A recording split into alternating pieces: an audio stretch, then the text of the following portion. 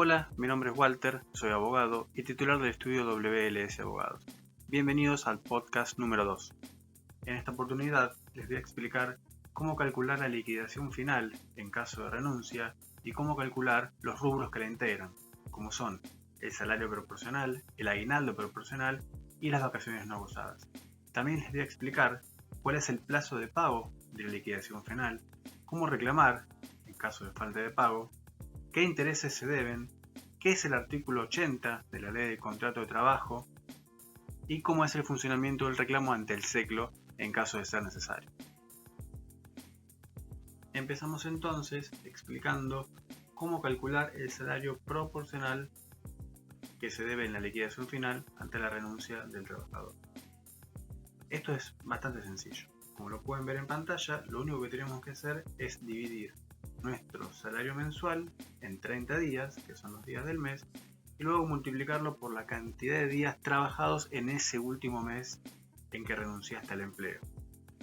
Si renunciaste al empleo el día 20 del mes, lo que tendrías que hacer, basándonos en el ejemplo que tenemos en pantalla, es dividir, tomando por ejemplo un sueldo de 50.000 pesos, lo dividimos en 30 y esto nos da 1.666,66, que sería nuestro valor de salario diario.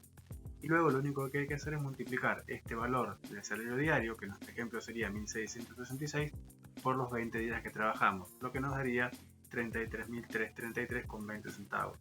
Fíjense que si uno trabaja el sueldo completo le hubiesen pagado 50.000 y al haber trabajado 20 días del mes y no el mes completo, el sueldo entonces proporcional va a ser de 33.333. Lo que hacemos simplemente es sacar una proporción del sueldo por los días trabajados durante ese último mes antes de enviar el telegrama de renuncia.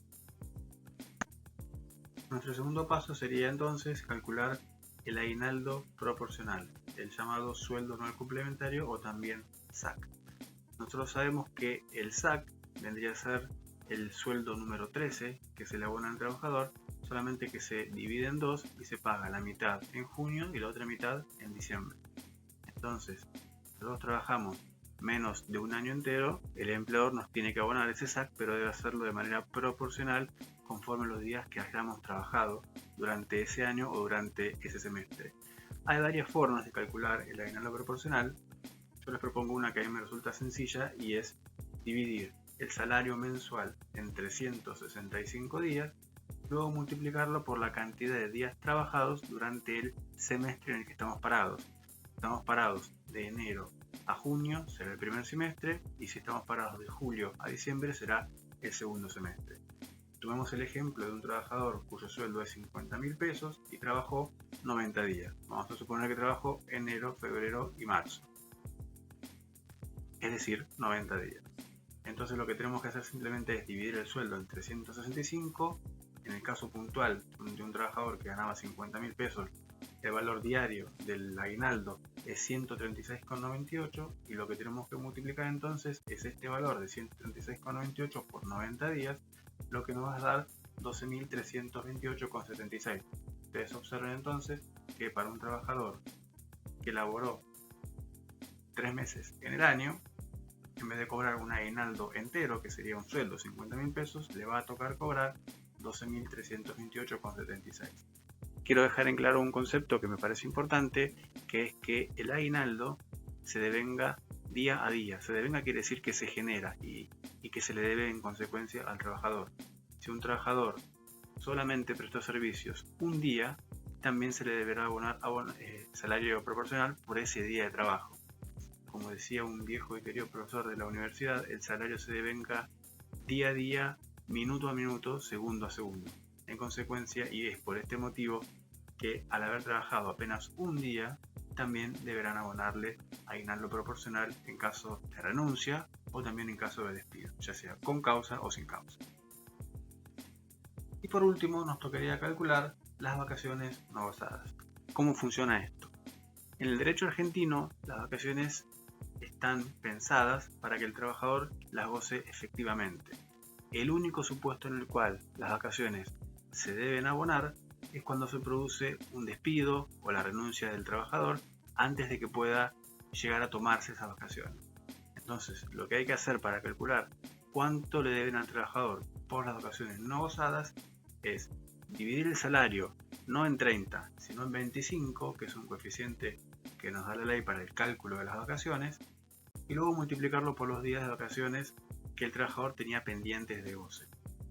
Cuando, por ejemplo, de vuelta un salario de 50.000 pesos y un trabajador con una antigüedad de 14 días, quiere decir que tiene una antigüedad menor de 5 años, lo que tenemos que hacer es dividir el salario 50.000 en 25, lo cual nos daría en este caso puntual 2.000 pesos, y esos 2.000 pesos multiplicarlos por los días de vacaciones, que en este caso son 14, serían 2.000 por 14, y el resultado es 28.000. En consecuencia, ante la renuncia del trabajador o el despido con o sin causa, lo cual es exactamente lo mismo, le deberán abonar en concepto de vacaciones no gozadas la suma de 28.000, que es lo que corresponde a 14 días de vacaciones. ¿Cuándo se debe abonar la liquidación final por renuncia? Bueno, la ley laboral argentina establece que el pago de la liquidación final por renuncia, esto es, el último pago que debe afrontar el empleador a su empleado, el último pago de todos, el último sueldo a abonar, se debe pagar, igual que el sueldo, al cuarto día hábil desde que fue notificada la renuncia. La renuncia se considera notificada cuando el telegrama de renuncia es recibido y notificado al empleador. Y los plazos se cuentan siempre a partir del día siguiente. Quiere decir que si hoy el telegrama es recibido por el empleador, debemos contar los plazos a partir de mañana. A partir de mañana contamos 4 días hábiles, y si al finalizar el cuarto día hábil el trabajador no abonó lo que es la liquidación final, entonces comienzan a generarse intereses de manera automática. La ley considera que estos intereses se devengan en forma automática de pleno derecho. Esto quiere decir sin necesidad que el trabajador vuelva a intimar, vuelva a exigir por telegrama el pago de los intereses. Una vez que se vence el plazo de pago, al cuarto día hábil, desde notificada la renuncia, el empleador debe automáticamente los intereses. Y estos deben ser abonados conjuntamente con el pago de la liquidación final. ¿Qué hacer en caso de que el empleador no abone esta liquidación final? Bueno, lamentablemente el trabajador en este caso deberá iniciar un reclamo formal mediante la contratación de un abogado, ya que es necesario o será necesario redactar un telegrama donde se exija el pago de la liquidación final y de los intereses adeudados. Es importante mencionar también que en ese telegrama de intimación de pago de la liquidación final se existen otros conceptos adeudados, como pueden ser horas extras, diferencias salariales, pago de comisiones, viáticos, rendición de comprobantes, pendientes. Bueno, todos los conceptos que se adeuden deberán ser reclamados en el primer telegrama laboral que se le envía al empleador. De hecho laboral, el primer telegrama enviado es el más importante, es el que marca el terreno de juego, con lo cual uno no puede enviar el telegrama y después enviar otro telegrama reclamando lo que se olvidó enviar el primero. Lo tiene que hacer todo junto en un solo reclamo. Si una vez recibido el telegrama exigiendo el pago de la liquidación final, el empleador no abona la misma, no va a quedar más alternativa que iniciar un proceso formal de reclamo también mediante un abogado para citar a la empresa, por lo menos en lo que es la capital federal, a una audiencia de conciliación ante el Ministerio de Trabajo. Se llama SECLO.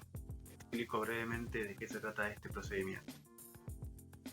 La capital federal, si uno quiere iniciar una demanda, un juicio laboral, tiene que necesaria y obligatoriamente asistir a una audiencia de conciliación en el Ministerio de Trabajo, donde las partes van a ser citadas con sus respectivos abogados y se intentará llegar a un eventual acuerdo conciliatorio. Si por el motivo que fuera la empresa no asiste a la audiencia, la van a llamar a una segunda audiencia.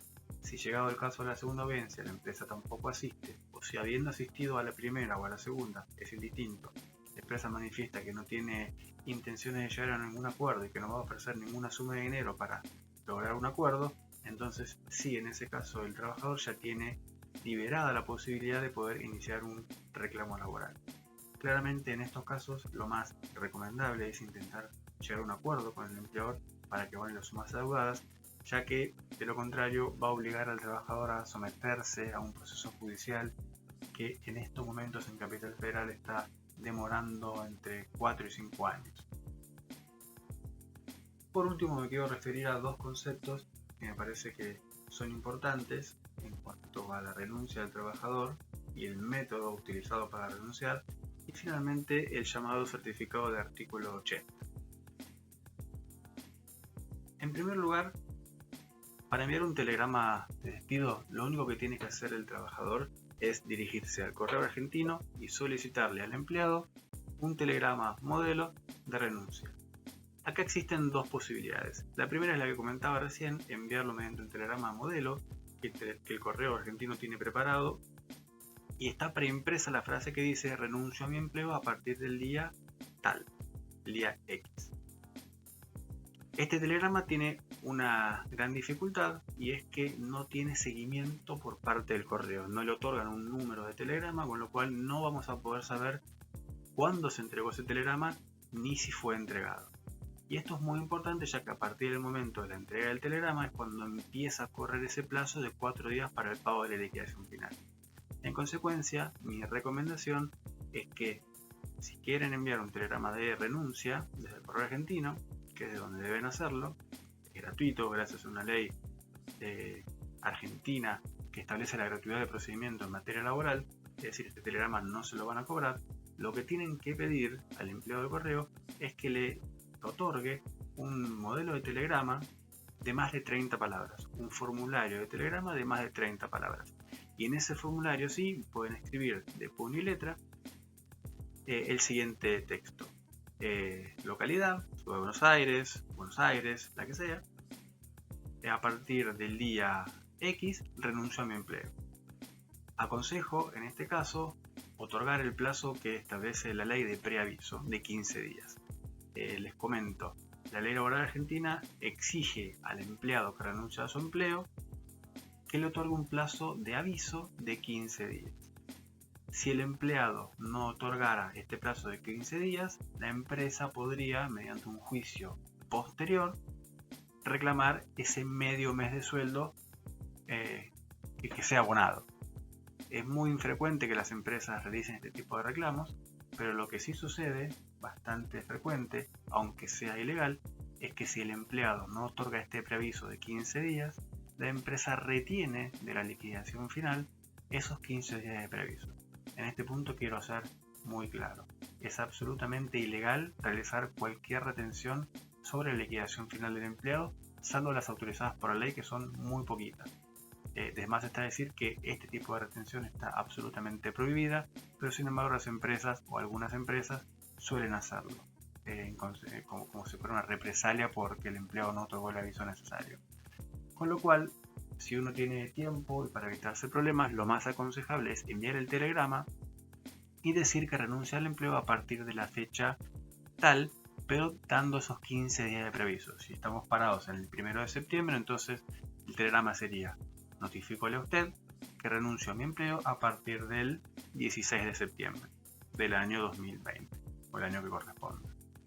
Habiendo hecho esto, la empresa no va a tener ninguna excusa para hacer ningún tipo de retención en cuanto a la falta de preaviso a la renuncia del empleo.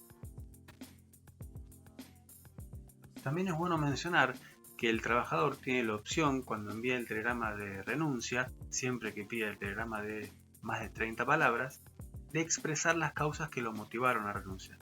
En este sentido puede indicar en el telegrama que renuncia por motivos personales, que agradece la oportunidad brindada, o por el contrario, decir por qué motivos renuncia a la empresa. Puede ser o por maltratos, o por falta de compensación adecuada, o por falta de progreso profesional. Es absolutamente legal y está permitido incluir en el telegrama de renuncia el motivo por el cual el trabajador justamente tomó esa decisión. Por último, pero no menos importante, les quiero contar que existe a favor del trabajador una multa de 3 salarios en caso de falta de entrega de los certificados del artículo 80. ¿Qué es esto?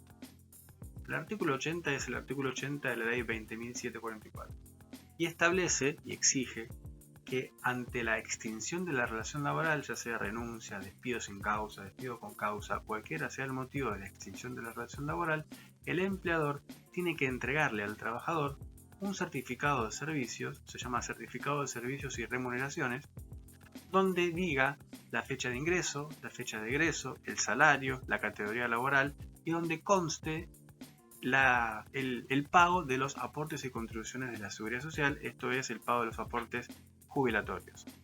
La empresa tiene 30 días a partir de la renuncia, despido o despido con causa para hacer la entrega efectiva al trabajador, y si no lo hace en esos 30 días, habiendo pasado 30 días, el trabajador tiene que exigir por telegrama estos certificados y para que le hagan entrega de los mismos en 48 horas.